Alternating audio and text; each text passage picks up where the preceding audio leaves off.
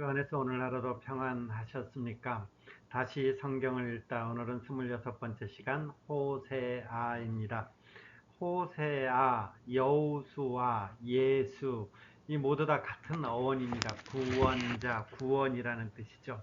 26번째 시간 호세아를 시작합니다. 잠깐만 살펴볼까요? 우리가 선지서라 그랬을 때에 대선지서 그리고 소선지서 나눈다 그랬죠. 이거는 그 책의 분량에 따라서 나눠진 거고요. 여기에 이제 대선지서가 지난번까지 공부했고요. 이제 앞으로 12권의 소선지서를 하게 됩니다. 이번 주가 호세아, 요엘, 다음 주 요엘, 그리고 아모스, 오바댜, 요나, 미가, 나훔, 하박국, 스바냐, 그리고 이번 달에 저희들이 주일날 말씀 보았던 학계, 그 다음에 스가랴는 사실 주일날 했었습니다. 아마 기억을 못 하실 것 같은데, 오래전에 저희가 스가랴 한번 했었고요. 그리고 이제 지난주부터 시작했죠. 말라기. 이 말라기에 대한 것은 이제 9월 달까지 주일 말씀으로 하게 되는데, 수요 성경 강론은 이제 오늘부터 시작해서 12권의 이 소선지서를 이제 함께 합니다. 오늘은 호세아, 구원이라는 뜻입니다. 자, 선지서들을 볼 때는 연도를 그래도 해야 돼요. 이 호세아라고 했을 때도 언제적이냐 이거에 따라서 그 메시지의 어떤 그 의미라든지 방향이 많이 다를 수 있기 때문에 그런 것이죠. 그렇지 않으면 우리가 시대착오, 대상착오 이렇게 겪을 수 있는 여지가 아주 크게 됩니다. 우리가 지금 주일날 보고 있는 학계 말라기는 포로기 이후라 그랬죠. 그리고 지난 시간에 보았던 우리가 다니엘, 에스겔은 포로 시절에 쓰여진 책 그리고 활동했던 선지자들 이렇게 되죠. 그리고 이제 포로기 이전에는 이스라엘이라는 나라 속에서 활동했던 선지자, 유다라는 나라 속에서 이스라엘이 이제 남쪽과 북쪽으로 나눠졌으니까요. 북이스라엘에서 활동했던 선지자, 남쪽 유다에서 활동했던 선지자가 있는데, 자, 호세아는 여기 있죠, 여기. 그러니까 북쪽 이스라엘에서 활동했던 선지자 755년 이렇게 되어 있는데 북쪽 이스라엘이 언제 망했죠? 요 정도는 우리가 조금 공부해 두면 좋겠죠. 722년 이렇게 되죠. 그러니까 호세아가 사역했을 때의 선지자로 활동했던 때에는 대략 이 북쪽 이스라엘이 망할 어간 그때 이제 하나님의 말씀을 통해서 주어진 성경이 호세아입니다. 그럼 이제 우리가 요 정도 했으니까 분위기가 어떤지 좀 알겠죠. 망할 때 되면 이스라엘이 망한다는 것은 뭐예요? 하나님의 말씀을 잘 안 들었다라는 거죠. 불순종했고 그 악이 극에 달았다라는 것이죠. 그러면 이 악이 극에 달았을 때는 보통 말해서는 안 들죠. 여러분 보통 우리가 자녀 키울 때도 보면 이렇게 좋은 말 할 때가 있고 정말 말 안 들면 막 성질 내면서 할 때가 있잖아요. 나중에 몽둥이 들어야 될 때도 있고 그러는데 그런 거예요. 그러니까 지금 이스라엘 백성들이 좋은 때가 아니고 망할 때라는 것은 하나님이 호세아 선지자를 보내서 말할 때 극단적인 방법을 써야 될 때, 그때가 이제 호세아가 활동하던 때죠. 어떤 때죠? 나중에 보면 알겠지만 음란한 여인을 아내로 두고 이렇게 시작하게 되는 거죠. 이게 호세아 1장의 말씀입니다. 이 배경을 기억하시고요. 자, 호세아. 하나님을 믿지 않는 사람들, 그 백성들에게 실패함이 없는 그 사랑, 영원한 그 사랑, 이것을 이제 호세아를 통해서 우리가 보게 될 메시지입니다.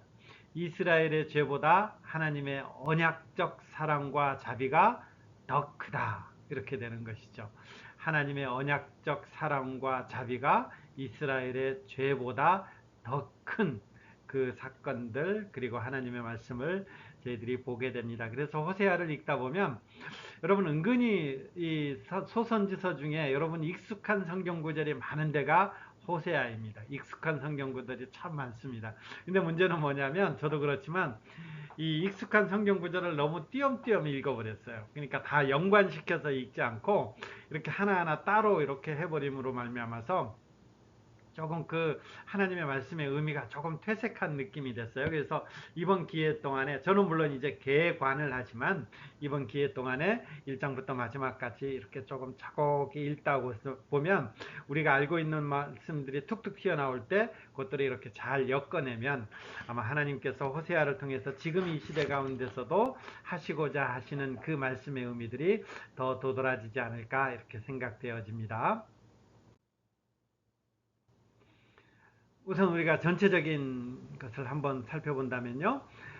1장은 이렇게 시작하죠. 물론 1장 1절에 보면 이 여로보암이 이스라엘의 왕이 되던 시대, 그 시대에 활동했습니다. 이 1장 1절에 이렇게 되어 있지만 바로 1장 2절에 가면 이런 표현이 나오죠. 너는 음란한 여자를 맞이해서 음란한 자식들을 낳으라. 참, 이 나라가 여호와를 떠나 크게 음란하였다. 그러니까 하나님께서 이스라엘 백성들이 아까 망할 때라 그랬잖아요. 망할 정도로 하나님께서 망하게 할 정도로 하나님께서 그 백성을 향해서 경고하고 꾸짖고 했는데 듣지 않는 거예요. 그러니까 호세아라는 선지자를 통해서 이스라엘 백성들이 눈에 보이도록 이스라엘 백성들이 그들을 보면서 아 우리 처지가 이렇구나 이렇게 좀 알도록 하기 위해서 상징 행위로서 이제 호세아에게 명령하는데 참 못할 거예요. 음란한 여자를 맞이해서 음란한 자식들을 낳으라. 왜요? 이스라엘 백성들이 이런 상태라는 것을 호세아의 결혼을 통해서 보여준다라는 것입니다. 그래서 자식들을 낳았는데 참네.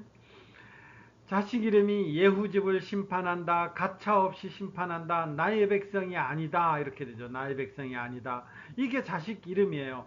여러분 제 아들 이름이 이제 아들 셋이잖아요. 건민윤인데 다 하나하나 이름을 할 때마다 참 고민하면서 기도하면서 지은 이름이에요.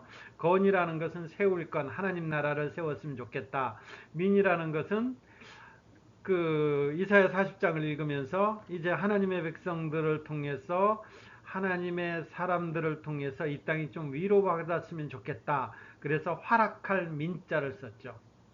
그리고 이 윤이라는 이름도 역시 다 마찬가지죠. 그러니까 자식을 통해서 우리가 모든 사람이라면 자식을 통해서 어떤 하나님의 선하심 아니면 아버지로서의 어떤 기대하는 것들 이런 것들을 다 이름으로 담아내는데 참 이 이름들은 참 그런 거예요. 심판한다, 내 백성이 아니다. 저주의 메시지를 아이들의 이름으로 담아내는 거죠. 지금 같으면 아마 이렇게 생각하면 될 거예요. 이름이 완전 쌍욕이라는 거예요. 그러면 그 애 부를 때마다 어떻게 되는 거예요? 막 쌍욕을 하는 것이죠. 오죽 이스라엘 백성이 오죽 정말 이스라엘 백성들이 정말 오죽했으면 하나님께서 호세아라는 선지자를 통해서 음란한 여자만을 맞이하고 그 애들 이름까지 이렇게 짓도록 했을까? 우리는 참 이렇게 숙연하게 바라봐야 되는 거죠. 호세아는 이렇게 시작한다라는 것입니다. 근데 이 호세아는 그런 환경 속에서 정말 어메이징한 정말 이건 말로 표현할 수 없는 하나님의 사랑이 등장합니다. 이스라엘의 범한 죄보다 하나님의 자비와 긍휼, 하나님의 긍휼과 헤세드가 더 크다라는 것들이 호세아 전반적인 측면에서 드러난다라는 것이죠. 호세아 11장 8절 하나만 볼게요. 에브라임이여 내가 어찌 너를 놓겠느냐, 이스라엘이여 내가 어찌 너를 버리겠느냐, 내가 어찌 너를 아드마같이 놓겠느냐, 내가 너를 스보임같이 두겠느냐, 내 마음이 내 속에서 돌이켜 나의 긍휼이 온전히 불붙듯 하도다. 이스라엘의 범죄보다 뭐가 커요? 하나님의 긍휼, 하나님의 자비가 더 크다. 이게 호세아의 전반적으로 쭉. 그래서 여러분 호세아 1장 보시면 이 음란한 여인 맞이하라. 그리고 애들의 이름을 이렇게 지어라 해놓고서는 바로 1장 10절에도 가면 그러나 이스라엘 자손의 수가 하면서 그러나 이렇게 하죠. 이스라엘 백성들이 죄를 저질렀을 때에 하나님께서는 그 이스라엘 백성들을 향한 그 자비와 긍휼이 정말 지독스럽게 드러나는 성경이 정말 어메이징하도록 드러나는 성경이 호세아입니다. 그렇다면 이스라엘 백성들은 왜 이렇게 하나님 앞에서 이렇게 나라가 망할 정도까지 됐습니까? 했을 때 이 호세아서는 이런 표현들이 많이 나오죠. 하나님을 아는 지식이 없다. 내 백성이 지식이 없으므로 망했다. 내가 지식을 버렸으므로 망했다. 이런 표현들입니다. 여기 보면 4장 3절에도 그렇죠. 4장 1절요. 하나님을 아는 지식이 없다라는 것이고, 지금 앞에 있는 4장 6절에도 내 백성이 지식이 없다.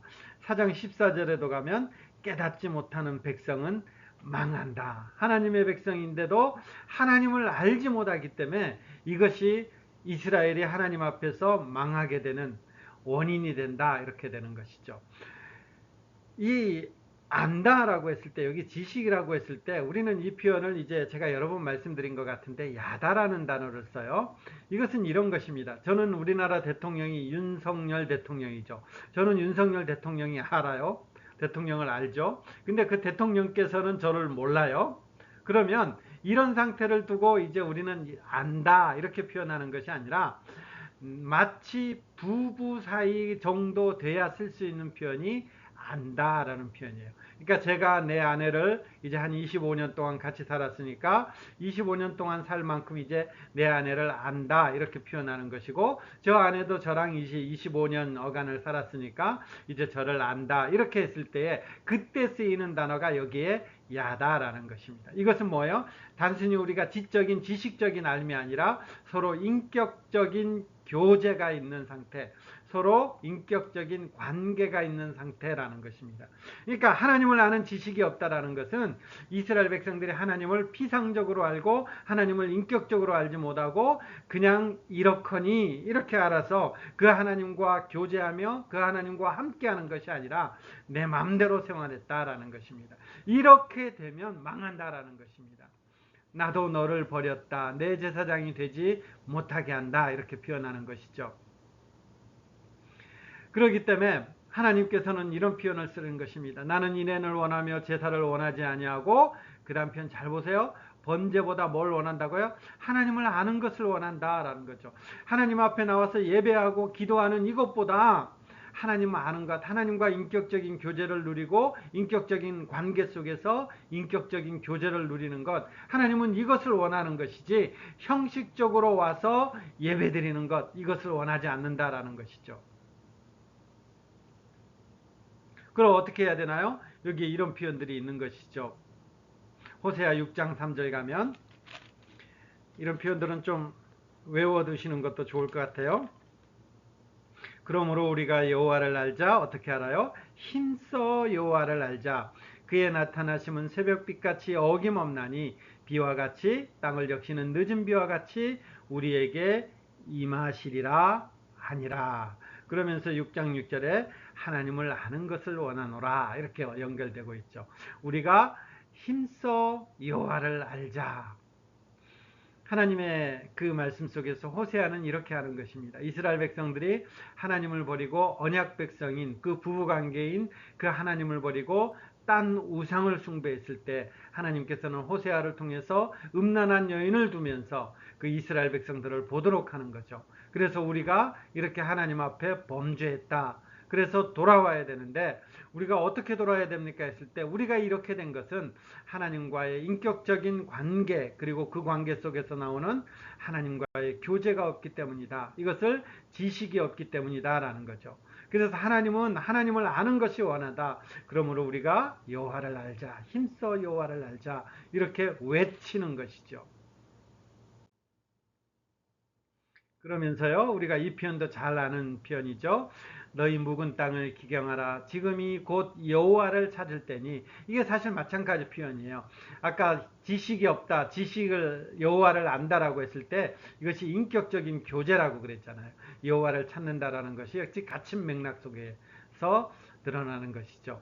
내 여호와께서 공의를 빛처럼 너희에게 내릴 것이다. 어떻게 해야 돼요? 묵은 땅을 기경하라. 하나님과의 부드러운 마음, 에스겔의 표현이하면 넉넉한 마음으로 하나님과 인격적인 교제를 가져야 되는데 하나님 앞에서 완전히 마음을 딱 닫아버린 거죠. 그래서 우리의 마음이 완전히 굳어진 거예요.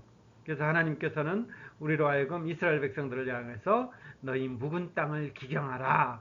지금이 곧 여호와를 찾을 때다. 이렇게 되는 거죠. 이스라엘 백성으로 봐서는 사실 이제 좀 막 간 때죠. 왜냐하면 조금 있으면 나라가 망할 때니까 심각할 때지만 하나님께서는 끝까지 포기하지 않는 거죠. 끝까지. 이스라엘이 망해가는 그 순간까지도 하나님의 심판으로 말미암아 이스라엘을 아수르의 손에 망하게 하는 그 순간 직전까지도 너희 묵은 땅을 기경하라. 여호와를 알자. 힘써 여호와를 알자. 여호와를 찾을 때다. 이렇게 되는 것이죠. 우리가 신앙생활하면서요, 이 마음은 꼭 있어야 될 것 같아요. 우리가 어떻게 하다 보면 야, 나는 나이가 많았어, 늦었어, 아니면 나는 건강을 다 잃었어, 이런 분들이 참 많아요. 내가 지금 하면 뭘 해? 이렇게 하는데, 우리 한국 사람들이 참 이렇게 뭘 해? 하면서 어떤 행위 쪽에 많이 기울여서 그렇긴 한데, 우리는 그때라도 하나님은 뭐라고 하느냐? 지금이 곧 여호와를 찾을 때다. 이렇게 말씀하시는 거죠. 너희 묵은 땅을 기경하라. 지금이 곧 여호와를 찾을 때다. 아멘이시죠?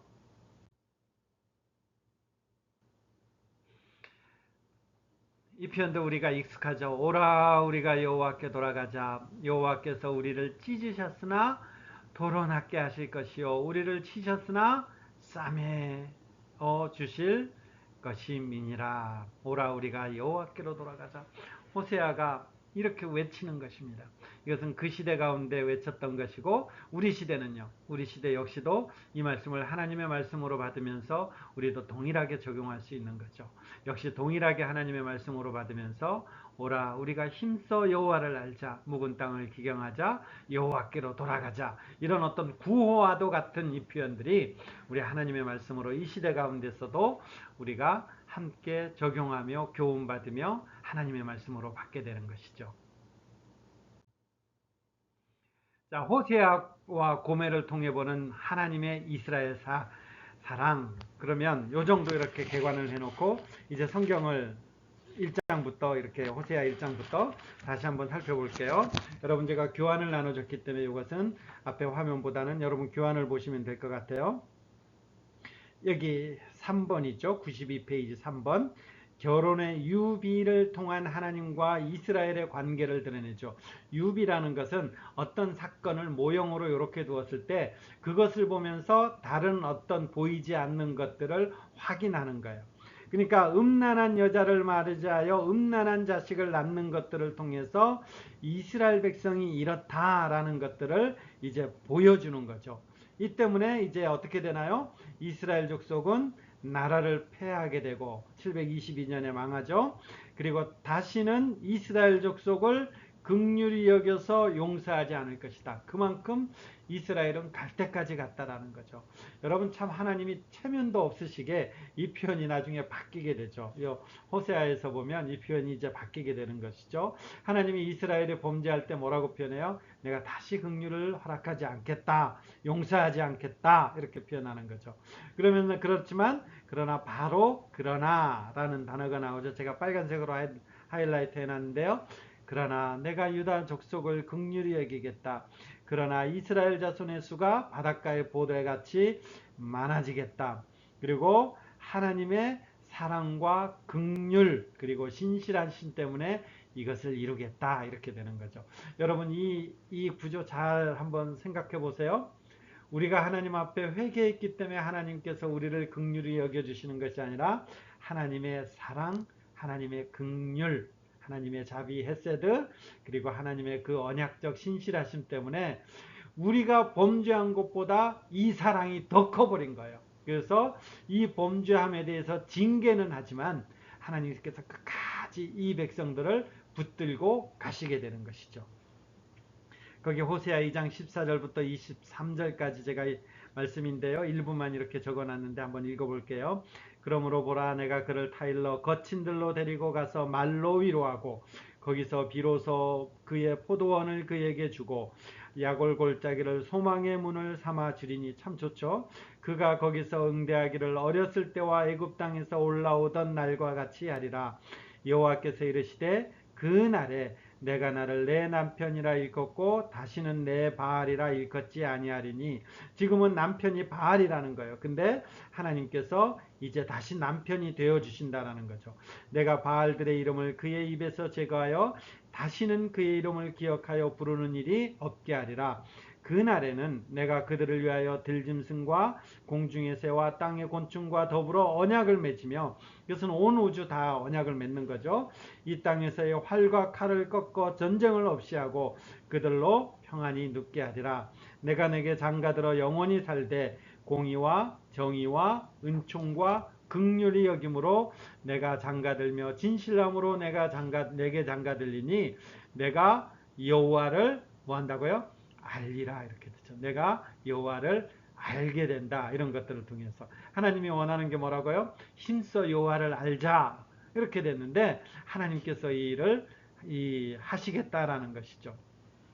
그러면서요, 뒷페이지 보시면 그날에 내가 응답하리라. 나는 하늘에 응답하고 하늘은 땅에 응답하고 땅은 곡식과 포도주와 기름에 응답하고. 참 좋죠.